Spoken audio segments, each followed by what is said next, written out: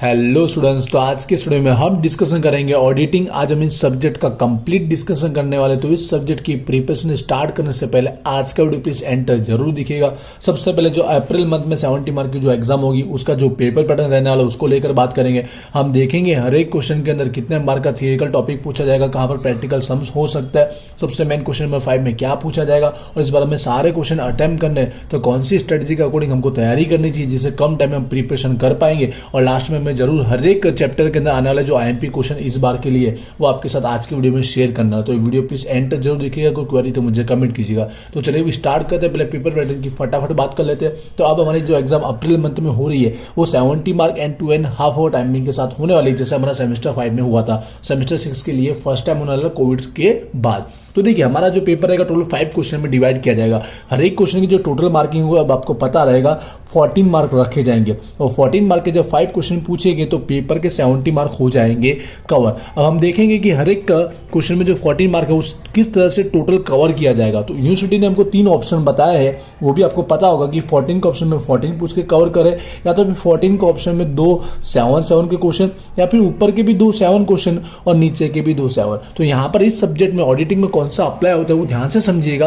देखिए मुझे जो लगता है इस बार की एग्जाम के लिए 70 मार्क के अकॉर्डिंग 14 का ऑप्शन में 14 तो नहीं होगा, क्योंकि ऑडिटिंग के अंदर हमारे बहुत सारे क्वेश्चन अवेलेबल है। तो हो सकता है कि 14 के ऑप्शन में 7 ये मुझे लगता है कि ज्यादा चांसेस इसके है। 70% फिर भी बोलूंगा, क्योंकि बाय चांस होने के लिए ये 7 के ऑप्शन में 7 भी हो सकता है, क्योंकि क्वेश्चन छोटे छोटे है तो वो ऐसे भी करके पूछ सकते हैं, क्योंकि पहले 3 आवर के टाइमिंग में ऐसा पूछा गया है 70 मार्क के साथ, और 2.5 आवर टाइमिंग के साथ इस तरह से पूछा गया। लेकिन मुझे लगता है इस बार के एग्जाम के लिए ज्यादा जो चांस है वो ऐसा हो सकता है कि भाई 14 का ऊपर एक पूछ ले और ऑप्शन में 7 के 2, क्योंकि यहाँ पर टाइमिंग थोड़ा कम हो चुका, तो इसके अकॉर्डिंग वो पेपर कंप्लीट अटेम्प्ट कर पाएंगे। तो मुझे लगता है इस बार के एग्जाम के लिए ये हो सकता है। बाय चांस कुछ चेंज भी हो सकता है, लेकिन हम तैयारी ऐसे करेंगे कि कंप्लीट इस तरह से पूछे तो भी हम लोग उसके रेडी कर पाएंगे। आई होप आपको मार्किंग को लेकर क्लियर हो चुका। अब हम एक एक क्वेश्चन को अंदर डिटेल में समझेंगे, आईएमपी थियरी भी देखेंगे, स्ट्रेटेजी भी समझेंगे, बट पहले हम क्वेश्चन 5 को क्लियर कर लेते हैं, क्योंकि जो 14 मार्क है हमारे, सबसे पहले ये हमारे कवर होने चाहिए। अगर लास्ट टाइम प्रिपरेशन करो एक दिन पहले तो इस पर पहले फोकस करना, क्योंकि ये हमारे 14 में से 14 आएंगे, क्योंकि हमारे अब 70 में से जो पासिंग मार्क रहने वाले वो 25 मार्क रहने वाले, ठीक है, यूनिवर्सिटी की एग्जाम में, जिसमें से आप 14 यहां पर कवर कर लेते हो एमसीक्यू के थ्रू, तो आपका ऑटोमेटिक 50 से अबव पासिंग का ऊपर के मार्क आ जाते हैं। तो समझिएगा हमारे इस सब्जेक्ट में क्या रहेगा। मुझे जो लगता है 100% एमसीक्यू वाइज ही क्वेश्चन 5 पूछा जाएगा, और एमसीक्यू वाइज पूछा जाएगा। आपको पता है एक एमसीक्यू कितने मार्क का रहने वाला है, 2 मार्क का रहने वाला है। तो आपको अटेम्प्ट कितने करने, 7 एमसीक्यू अटेम्प्ट करने रहेंगे, बट आपको एग्जाम में ज्यादा दिए होंगे। अब ज्यादा 10 तो होंगे, कम से कम 10 भी हो सकते हैं या फिर 12 भी हो सकते हैं, दोनों प्रोबेबिलिटी है, ठीक है। पर याद रखिएगा 7 पहले वो लिखिए जो आपको आते हैं। नंबर का इंपोर्टेंस नहीं, आगे पीछे आप लिख सकते हो, ठीक है। जो आपको आते हैं पहले वो लिखिएगा। इसकी प्रिपरेशन कैसे करनी है वो समझते हैं। तो देखिए बुक है आपके पास, अगर बुक के अंदर आपके एक एक चैप्टर के अंदर जितने भी एमसीक्यू दिए अगर वो भी कर लेते हैं तो भी इनफ है, क्योंकि यहाँ पर एमसीक्यू रिपीट ही होते हैं बार बार। तो यहाँ पर जो भी एमसीक्यू आपके चैप्टर के एंड में दिए वो आप कर लोगे ना अच्छे से, तो भी आपका काम यहाँ पर हो जाएगा। तो यहाँ पर 4 यूनिट के एमसीक्यू आपको करने रहेंगे, जिससे आपके 7 आपको इजीली उसी में से मिल जाएंगे। या फिर दूसरा एक तरीका, इजी तरीका जो मैं चाहूंगा हर एक स्टूडेंट्स करे कि VG study point application download कर लीजिए, जिससे क्या रहेगा वहां पे आपको हर एक सब्जेक्ट की फ्री एमसीक्यू टेस्ट देने को भी मिलेगी, साथ में एग्जाम तक आपको उसकी फ्री पीडीएफ अवेलेबल करा दी जाएगी। तो एप्लीकेशन डाउनलोड करना, एमसीक्यू के 14 मार्क आपके वहां से कवर हो ही जाएंगे, ठीक है। लास्ट जितने भी ईयर हुए, जैसे 2020, 22, 21 और 20 के हमारे एमसीक्यू सॉल्व किए आपको मिलेंगे टेस्ट के अंदर और पीडीएफ में, जिससे आपके ओवरऑल सारे आईएमपी एमसीक्यू कवर हो जाएंगे, ठीक है। आई होप क्लियर हुआ। अब ऊपर के 4 क्वेश्चन को हम डिटेल में समझ लेते हैं। जैसे मार्किंग तो मैंने यहाँ पर बता दिए, अब आईएमपी थियरी भी समझ लेते हैं और स्ट्रेटेजी में आपको समझा देता हूँ। देखिए आईएमपी थियरी की बात करूँ तो पिछले 2 साल से जो मैं आईएमपी दे रहा हूँ वही इस बार भी शेयर कर रहा हूँ, क्योंकि जो मैंने पहले भी आईएमपी दी थी वो मैक्सिमम टाइम रिपीट होने वाली आईएमपी दी थी। तो इस बार के एग्जाम के लिए भी वही अप्लाई होता है। बाचेस 1-2 क्वेश्चन आगे पीछे में चेंज करने वाला हूँ, क्योंकि जो क्वेश्चन मैंने आईएमपी बताया वो इनफ है, उतना करनोगे तो आपको यहाँ पर 14 के ऑप्शन में 7 से ना तो भी आपको 2 क्वेश्चन तो देखने को मिलेंगे, और 4 क्वेश्चन रहे तो भी 2 मिलेंगे उसमें से। तो पहले ये पढ़ लेना, ठीक है। लास्ट में देखना इजी कौन से 2 चैप्टर वो भी बताऊंगा, और साथ में स्ट्रेटेजी बता देने वाला हूं। तो यहाँ पर बुक गुजराती मीडियम की, लेकिन इंग्लिश में भी टोटल समझाने वाला हूं आपको। इंडेक्स में मैं समझा दूंगा, पॉइंट जो रहेगा वो टिक करके आपको इंग्लिश में भी बोल दूंगा। अपने बुक जरूर रखिएगा। तो चैप्टर नंबर 1 की बात करते हैं, कंपनी ऑडिट, ठीक है। तो यहाँ पर इसमें क्वेश्चन की थोड़े जो मात्रा है जो ज्यादा क्वेश्चन है, बट फिर भी कम से कम जो पहले पढ़ने चाहिए वो ध्यान दीजिए, क्योंकि 14 के अंदर आपको वो मिल गया तो आपका इजीली चैप्टर कवर हो जाएगा। जिसमें 14 के कौन कौन से 2-3 क्वेश्चन है समझिएगा।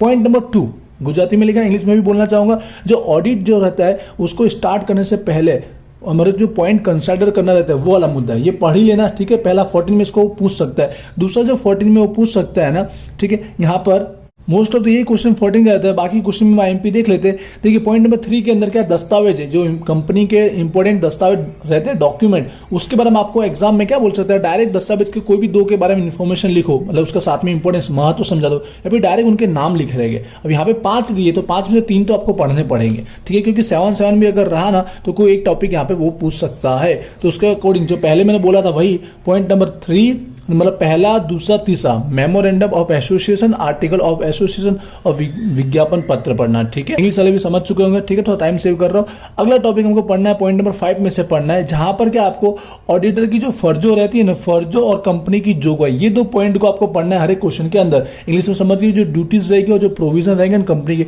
वो इस पॉइंट के रिगार्डिंग आपको पढ़ना रहेगा, जिसमें इतने सारे पॉइंट है, पर 3-4 बता देता हूं जो पहले पढ़ने चाहिए। एक तो जब शेयर जो प्रीमियम से बाहर पड़ते इश्यू करते या तो डिस्काउंट वट से इश्यू करते, ये 2 पॉइंट हो गए। फिर तीसरा पॉइंट जो हमारा यहाँ पे निकल के आता है, पॉइंट नंबर यहाँ आगे पीछे हो सकता है आपके बुक के अंदर इंडेक्स में, ठीक है, जो रोकड़ सिवा का अवेज दिया गया ना, ठीक है, वो वाला टॉपिक पढ़ना है। और इसके बाद यहाँ पर फेरबदली वाला, शेयर फेरबदली, शेयर ट्रांसफर वाला, ठीक है, ये टॉपिक के अंदर क्या पढ़ना है आपको, जोगवाई और फर्जो पढ़ना है। इतना पढ़ोगे इस टॉपिक का आपको कवर हो जाएगा। फिर यहाँ पे डिविडेंड का अगेन टॉपिक आता है, जो चैप्टर आगे में भी डिविडेंड का टॉपिक रिपीट होता है, पर यहाँ पढ़ोगे तो आगे पढ़ने की जरूरत पड़ेगी नहीं। जो विचरणीय पात्र नफो, तीसरे चैप्टर में भी ये टॉपिक है, जिसमें आपको 2 डिविडेंड के बारे में पढ़ना है। एक वर्षगाढ़ा का डिविडेंड जो इंटरिम डिविडेंड होता है वो, और छेवटनु हमारा फाइनल डिविडेंड। इन दोनों के बीच का डिफरेंस भी बना के पूछ सकता है, या डायरेक्ट किसी एक के बारे में डिटेल में लिखने को बोल सकता है। तो ये 2 के बारे में इन्फॉर्मेशन अपने पास रखिएगा जरूर, ठीक है। बस इतने बता रहा हूँ, लास्ट वाले में से नहीं बता रहा हूँ। तो यहाँ पे गिने चुने 4-5 पॉइंट बताया। फर्स्ट पॉइंट आपको पढ़ना है, यहाँ से 1 पॉइंट समझिए, यहाँ पे 2 पॉइंट मैंने बताए गए, और यहाँ पर भी 1। इस तरह से ये चैप्टर आई थिंक कवर हो जाएगा आपका, इतने में से तो कवर हो जाएगा। तो सबसे पहले इसको पढ़ना, वीडियो एंड तक देखना, थोड़ा डिटेल में डिस्कशन करो, जिससे आपको कितनी तैयारी करनी, कैसे करनी, सब समझ में आ सके, ठीक है। अब यहाँ पे बात करते हैं चैप्टर नंबर 2 की, और जो चैप्टर 2 हमारा है यहाँ पर जो ऑडिटर का अहवाल और प्रमाण पत्र है यहाँ पर, ठीक है, रिपोर्ट और सर्टिफिकेट। तो ये थोड़ा इजी है क्योंकि पॉइंट वाइज है और कम है, और कुछ गिने गिने मेन पॉइंट वाले ही हमारे मुद्दे याद करना है, यहाँ पर ज्यादा याद नहीं करना। तो पहले आपको डिफरेंस पढ़ लेना है। इसमें 2 डिफरेंस बहुत आईएमपी है, 2 में से 1 तो मोस्ट ऑफ आया ही गया है हर बार की एग्जाम के अंदर, तो डिफरेंस पढ़ना आपके लिए इजी भी रहता है। तो पहले जो पढ़ना, पॉइंट आगे पीछे हो सकता है नई बुक में, पुरानी बुक में, ऑडिट का जो अहवाल है और प्रमाण पत्र, रिपोर्ट और सर्टिफिकेट के बीच का डिफरेंस, तफावत, ये पहले पढ़ना है। दूसरा एक और हमारा जो डिफरेंस है, जो हमारा चोखो अहवाल और खामी और अहवाल, इसके बीच का डिफरेंस, क्लीन रिपोर्ट और हमारा क्वालिफाइड रिपोर्ट। याद रखिए, कई बार इसके बारे में अगर शॉर्ट नोट पूछे तो डिफरेंस में जो जो आपने याद किया वही शॉर्ट नोट में आपको लिख देना है। अलग से क्वेश्चन आपको याद करने की जरूरत पड़ेगी नहीं, तो आपको इतना लिख देने का, जो आपको याद है वो सारा लिख देने का। 2 डिफरेंस हुए, समझ गए होंगे, ठीक है। उसके बाद अगला टॉपिक इसी में से आपको पढ़ना चाहिए ना, तो एक जो पॉइंट नंबर 7 और 8 आगे पीछे हो सकता है, नाम पढ़ रहा हूँ, सारा ऑडिट अहवाल ना लक्षण पढ़ना है हमको, जो गुड ऑडिट के जो कैरेक्टरिस्टिक होते हैं वो वाला टॉपिक, साथ में साचो ने व्याजबी ख्याल, true and fair value. Exam में 14 करना है, तो इन दोनों को साथ में ज्वाइंट करके वो पूछ सकता है। तो ये 2 पॉइंट आपको पढ़ लेना है, ठीक है। उसका साथ में एक्स्ट्रा आपको पढ़ना है, तो अहवाल का महत्व पढ़ लेना, रिपोर्ट का जो इंपोर्टेंस है वो पढ़ लेना। तो आई थिंक इतने से हो जाएगा। और एक एक्स्ट्रा पढ़ना है ना, तो आपको सामाजिक ऑडिट पढ़ना है, सोशल ऑडिट। तो यहाँ पर गिने चुने आप देख रहे हो 1, 2, 3, 4, 5 और 6 पॉइंट मैंने बताया। 20 में से 6 पॉइंट बताया, ये कम से कम पढ़ना है। ये जो बता रहा हूँ कम से कम का ही बता रहा हूँ आपको। 1-2 एक्स्ट्रा अपनी मर्जी से आप पढ़ सकते हो, ऐड कर सकते हो, इतना तो पढ़ लेना, तब जाके चैप्टर आपका एग्जाम में क्लियर हो जाएगा।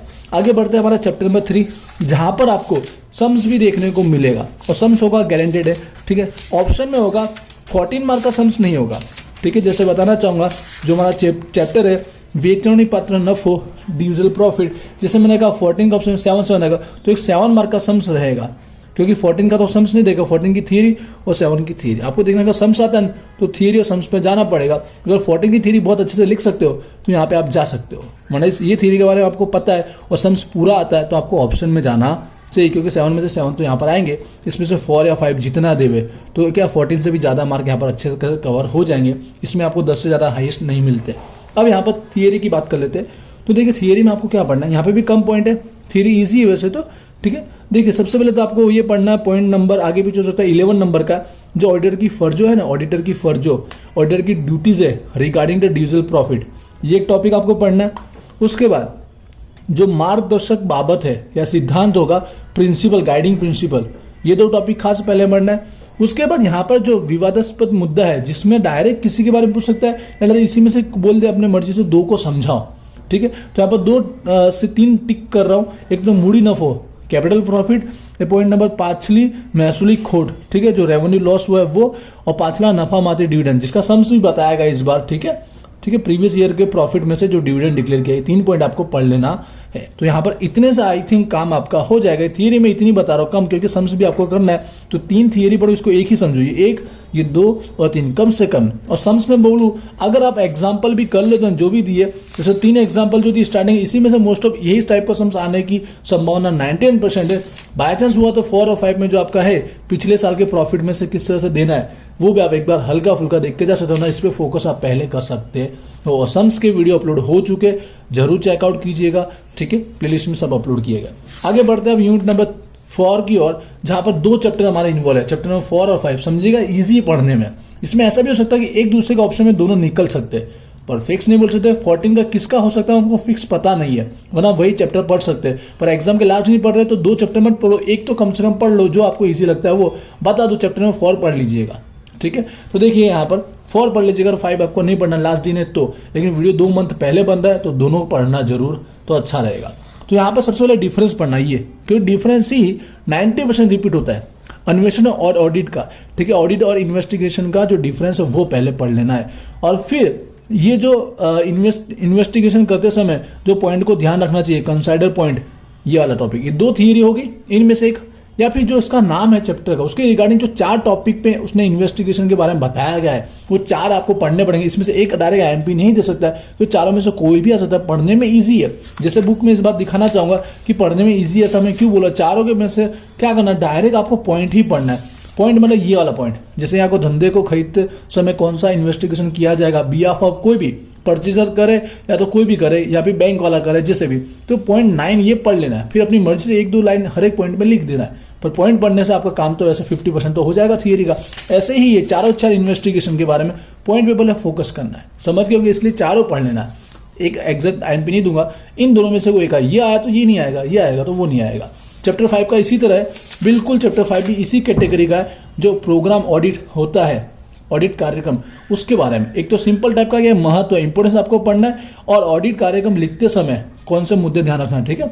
ये पहले की बात नहीं है, लिखते समय कौन से पॉइंट ध्यान रखना, ये वाला पॉइंट पढ़ना है। ये 2 थियरी पढ़नी है, और यहाँ पर 3 टाइप के ऑडिट कार्यक्रम बनाने, 3 संस्था के लिए, ठीक है। तो इसके अंदर भी पॉइंट एक ही है, तीनों संस्था के लिए पॉइंट तो कार्यक्रम तो एक ही रहेंगे, पर उसके अंदर लिखने वाला जो टॉपिक रहेगा वो अलग रहेगा, ठीक है। आप देखोगे ना, पढ़ोगे तो आपको आइडिया आ जाएगा जो मैं बोलना चाहता हूं, कि तीनों के जो भी टॉपिक है ना, ऑडिट कार्यक्रम, पॉइंट एक जैसे ही है, पॉइंट वही रहने वाला, बदलने वाला नहीं है, बस उसके अंदर लिखने का जो टॉपिक है वो चेंज हो जाएगा। तो तीनों में से कोई एक तो होगा, तो या तो ये 2 टॉपिक में से आएगा, या तो इन तीनों में से कोई एक आएगा। इजी कौन सा है, ठीक है, समझ गए होंगे। चैप्टर 5 की मैं बात कर रहा हूँ, इजी हमारा रहेगा चैप्टर नंबर 4, अगर एक ही चैप्टर पढ़ना है तो, क्योंकि इसमें हमारा एक डिफरेंस भी आ जाता है उसके लिए। आई होप चारों के मैंने आईएमपी बता दिया, और कैसे स्टडी करनी वो भी मैंने शेयर कर दिया है। ये कम से कम ही थ्योरी दी गई, हर एक चैप्टर में 4, 5, 6 ही दी गई है, जहां पर 20 थ्योरी। तो पहले ये पढ़ लेना, आई थिंक 2 तो कवर होने के मोस्ट ऑफ चांस है, क्योंकि हर बार यही क्वेश्चन रिपीट किए गए हैं। अब इजी चैप्टर की बात करें तो कौन से इजी रहेंगे,